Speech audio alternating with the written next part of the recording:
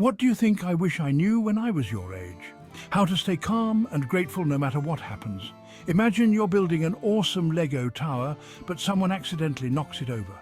It's normal to feel angry or sad. Here's a Stoic trick. Take a deep breath and think, it's okay, I can build it again.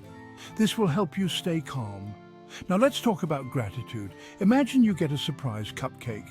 Yummy, right? Being grateful means saying, wow, I'm so lucky.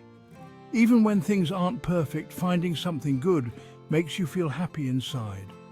Remember, staying calm and being grateful are like superpowers. Use them every day and you'll feel amazing.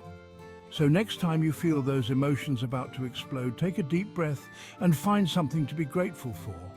You can do it. That's all for today.